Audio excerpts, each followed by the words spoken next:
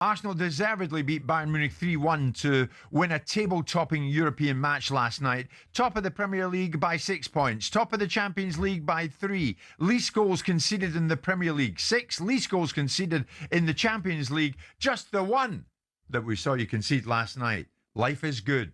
It'll be even better if you can beat Chelsea on Sunday. When you look at Arsenal, Simon, there is an ominous air of superiority around Arsenal right now. Yeah, if you look at the fact that they played Bayern Munich in April 24 over 2 legs, and you saw the difference in tactical nous and quas between the two sides, because Bayern did a job on them at Emirates in terms of getting a result and then beat them back in Germany. Now Arsenal are built for the opportunity. They're squad-wise, they're built for it. They're built to launch an assault on both the Premier League and the Champions League, and I wouldn't be surprised if they were to win both. Yeah. Now, of course, it's one thing winning games in the group stages. We saw PSG not winning any games in the group stages last year of any significance and yet going on to win the tournament.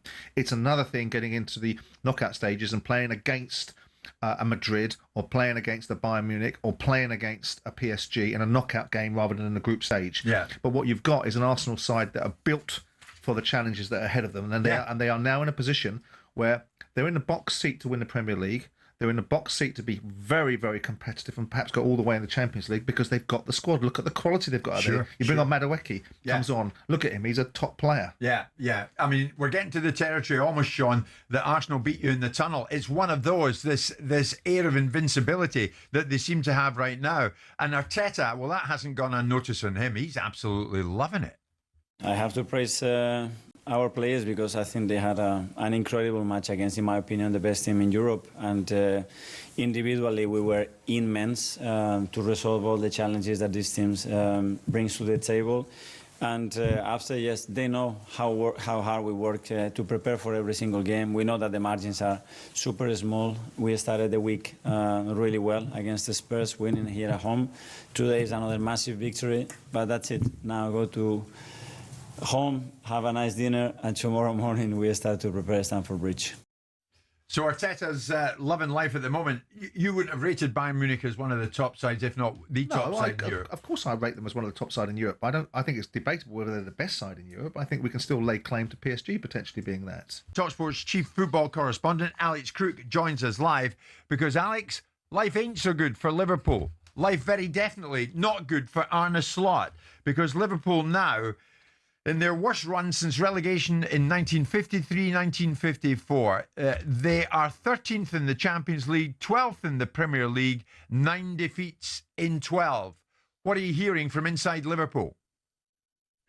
Yeah, good morning, Jim. Good morning, Simon. The stats don't make great reading, do they, for Arne Slot as defending champions with the money that was invested in the summer, with the calibre of players that was recruited. I know, Jim, you were of the same thinking as me that this was Liverpool's title to go on and retain, and actually they might go on and win it with ease. Obviously, that isn't going to happen now. The title has gone. I think they're still alive in the Champions League despite the result last night. And I guess if you are a Liverpool supporter, it's not just the fact they're losing games, it's the nature of the defeats, conceding so many goals last night to a PSV side, albeit who are top of the Dutch league, but aren't certainly one of the top teams in Europe, conceding 3 at home to Forest at the weekend, being dumped out the League Cup in front of your own Anfield crowd by Crystal Palace. So these are worrying times. I do think, I agree with Simon, that some of it has been overblown. The information I have is that the Liverpool hierarchy are still behind Arne Slot. They knew that this was going to be a difficult season for a plethora of reasons, really. It's always hard to integrate new players that have been players in that dressing room who won the league last year, that obviously would have bristled at players coming in to take their places. And that's before you factor in the Diogo Jota situation, and I don't think that's been highlighted enough. There are a group of players in that dressing room who are still grieving for their teammates. There are other players who've been added to the dressing room who maybe have found that a difficult environment to walk into. And you don't become a bad manager overnight. We all lauded Arne Slot for what he did last season, basically with Jurgen Klopp's team, made subtle tweaks, made them more compact, more difficult to play against, and won the league at a canter. So I don't think his position is under immediate threat. Having said that, there are some key games ahead, aren't there? They go to West Ham this weekend. It's a 3-game week in the Premier League, 3 games that on paper you would have expected Liverpool at the start of the season to win. So I do think they need to pick up some results. And I do think maybe some difficult decisions need to be made in terms of those players who served Liverpool so well last season. Mo Salah is not performing. Virgil van Dijk suddenly is making mistakes.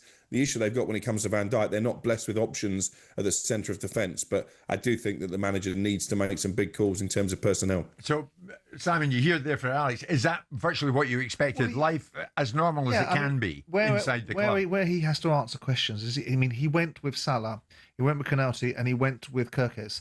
And there's an argument that all three of those should have been dropped. And that's where he's going to catch some shrapnel for not making changes in the team for players that clearly don't merit starting lineups. He could have taken Canati out, put Gomez in. He could put Andy Robertson back in the team. He's chomping at the bit. And Salah is the eternal riddle wrapped up in a rhyme this season as to why he isn't performing, but he needs to be hoiked. And we might well see that in the next game because he needs to get a reaction from the playing squad. And I don't think Virgil van Dijk is declining. I think he's playing in a dysfunctional unit, which is not being helped by the form of Ibrahim Konate. Right. You have a similar view, Simon, on Monday morning if they lose at the London Stadium on Sunday? Well, it's like anything. It's the manner in which you play.